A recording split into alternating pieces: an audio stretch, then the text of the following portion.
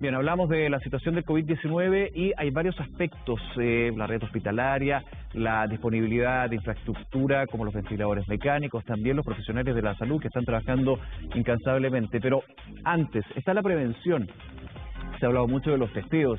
El ministro Mañalich ha dicho que se está aumentando diariamente el número de test PCR. Ahí está la crítica de cuánto dura o cuánto se demora a entregar estos resultados. El gobierno habla de 3 días, pero han habido casos que hasta 8, 12 días no se ha tenido ninguna respuesta con respecto a si es COVID o no, si es PCR positivo o no. Hay algunas iniciativas que buscan justamente aumentar el testeo. Vamos a estar conversando con Charles Straff, investigador del Instituto de Sistemas Complejos de Ingeniería. Charles, muchísimas gracias por acompañarnos. Bienvenido.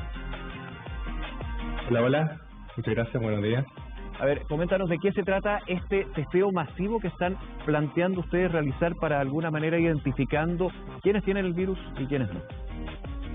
A ver, esta idea de testeo masivo viene de la mano con una técnica que, digamos, no es nueva, pero que ahora renace con importancia, que se llama la del pool testing o group testing, que se llama. Y esta técnica ayuda a que de alguna manera los recursos de número de test, en este caso, se puedan usar de manera más eficiente y que tú puedas medir a mucha más gente ocupando el mismo número de recursos. A ver, aquí estamos hablando de, para entenderlo bien a quienes nos ven a esta hora, ¿exámenes PCR o exámenes de anticuerpos que justamente apuntaban a este testeo masivo?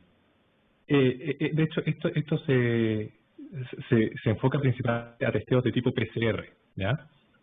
Los cuales las muestras se agrupan, ¿ya? Entonces, para explicar un poco a la audiencia, el pool testing consiste en que, por ejemplo, vamos a tomar, en vez de testear 5 personas uno a uno, vamos a testear las 5 personas de manera grupal, al mismo tiempo, ¿ya? Entonces, la idea es que si es que ese test grupal da positivo, entonces significa que al menos una persona posiblemente tiene la enfermedad, o más de una persona. Y en ese caso se prosigue a testear individualmente a cada una de las 5 personas para ver quién la tiene. Ahora, si ese test da negativo, el test grupal da negativo, entonces ya no se testea a ninguna de las personas de ese grupo, ¿no es cierto? Porque en realidad podemos suponer que ninguno tiene la enfermedad. Ahora, Charles, ¿se puede dar la posibilidad de que en ese testeo de un grupo de 5 personas, como pones el ejemplo, salga negativo ese testeo grupal, pero que una de esas personas igualmente pueda tener el virus? Lo pregunto por los tiempos de incubación. Ya desde la autoridad sanitaria se ha señalado que un PCR de una persona que tuvo contacto estrecho, hacérselo el primer día, muchas veces va a dar un PCR engañoso o un PCR negativo que puede pasar a ser un PCR falso. De hecho, hay que esperar 5 días, 7 días para que se vaya incubando la enfermedad y finalmente saber si tiene o no. ¿Cómo también está considerado el margen de error, podríamos decir, del testeo? A ver, efectivamente, o sea, ese error que se llama como el falso negativo, ¿ya? O sea, que el test dice no tiene la enfermedad cuando en realidad hay alguien que sí la tiene, ¿ya?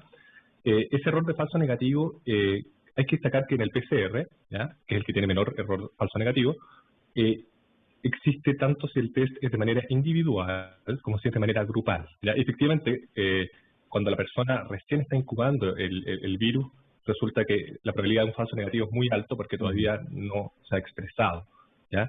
Entonces eso es cierto, pero quiero destacar que ese error existe tanto si vamos a testear de manera grupal como de manera individual, ¿ya? Aquí se aplica no solamente la ciencia médica del testeo, sino también el modelamiento matemático, que es muy relevante para poder ir de alguna manera generando una estrategia de testeo. Y relevante, importante eso, pensando que el testeo ha sido uno de los puntos claves para en los países, los pocos hasta el minuto, pero que se ha dado exitosos en esta medida de ir aplanando, y más que aplanando, de bajando la curva, porque ya aplanar no es un tema, es bajar la curva. ¿Cómo han tomado ustedes las experiencias internacionales y en qué países también se ha llevado a cabo este testeo masivo de grupo a individuo? A ver, 2 cosas dentro de la pregunta. Voy a partir por la última, que es en qué lugares se tiene experiencia de esto con el COVID-19.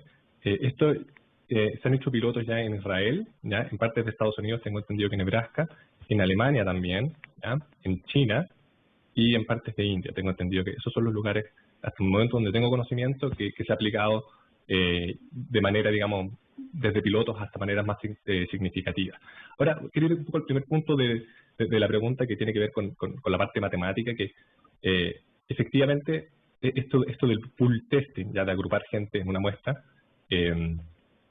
Otra segunda pregunta es, bueno, ¿y de cuánto hacemos estos grupos? ¿Vamos a hacer grupos de 4, de 5, de 10? Y la respuesta depende de alguna manera de la prevalencia de la enfermedad. O sea, ¿cuál es la probabilidad de que si yo testé a alguien, ese alguien tenga la enfermedad?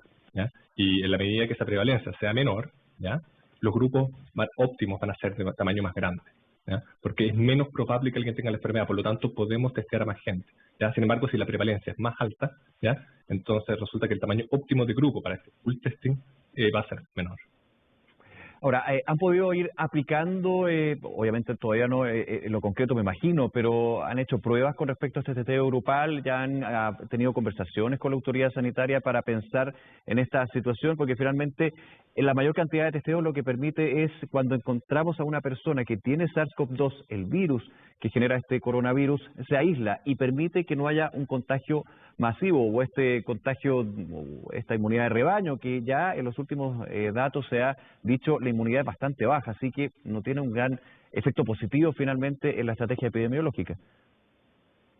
Sí, a ver, un poco separar las dos cosas. Una cosa, claro, es la idea como teórica del pool testing de qué tamaño hacemos los grupos, ¿no es cierto?, de por qué funciona.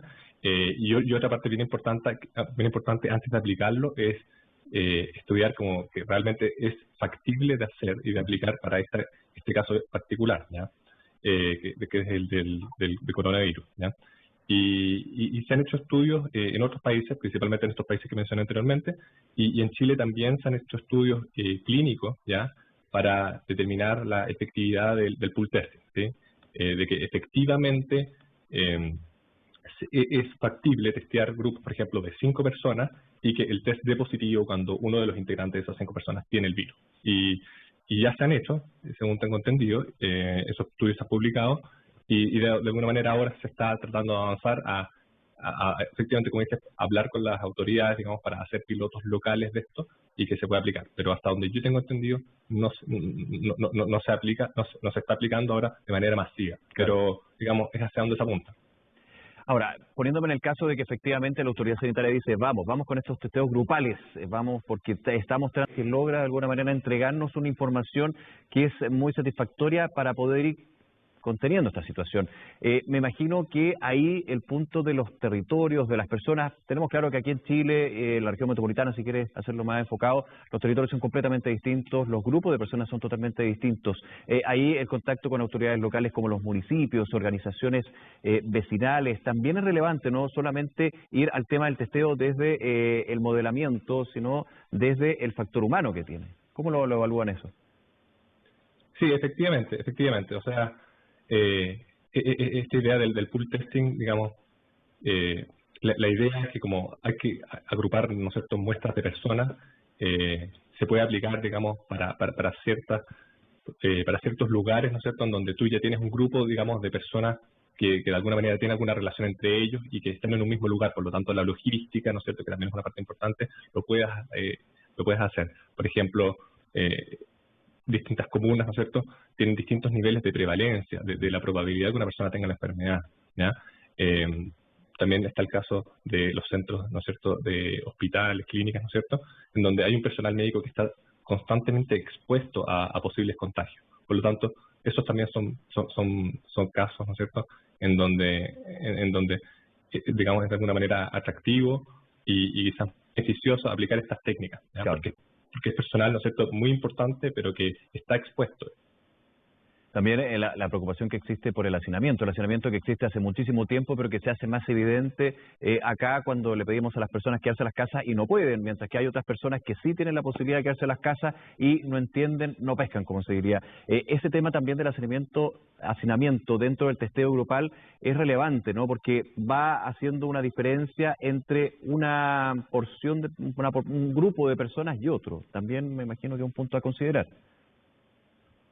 Sí, o sea, de nuevo, probablemente, y bueno, los datos de alguna manera lo muestran, que en el fondo, en la medida que haya más hacinamiento, hay más probabilidad de contacto entre la gente. Sí. Si hay más probabilidad de contacto, entonces probablemente es más el crecimiento que tiene el virus, por lo tanto, raya para la suma, lo que tenemos es que hay más probabilidad de que alguien tenga la enfermedad. Y si hay alguien más, es más probable que alguien tenga la enfermedad, entonces resulta que la prevalencia es más alta. Si la prevalencia es más alta, entonces probablemente el tamaño del pool, ¿no es cierto? Probablemente quizás tiene que ser un poco menor. Sí, por último, Charles, agradeciendo estos minutos, han tenido también, yo hablaba contacto con la autoridad sanitaria sobre esta idea del test grupal que ya se está aplicando en otros países. ¿Han tenido conversaciones con centros asistenciales, clínicas, hospitales, y los laboratorios más bien que hacen constantemente estos test PCR? Sí, o sea, digamos, hemos tenido conversaciones, ¿ya? No quiero revelar nombres, pero hemos tenido conversaciones y de alguna manera, bueno, como todo elemento un poco novedoso, de alguna manera a veces cuesta como que se aplique, pero o sea, nosotros estamos confiados de que esta es una herramienta que puede ahorrar muchos recursos y por lo tanto aumentar la eficiencia de testeo, ¿ya? Y que eventualmente se va a aplicar de a poco de manera más masiva. Bien, Charles, muchísimas gracias por acompañarnos en Semana 24. Éxito entonces con esta iniciativa, con esta idea para poder ir testeando, luego hacer la trazabilidad más efectiva en esta crisis sanitaria. Que estén muy bien, buenos días. Gracias, buenos días. Nos vemos.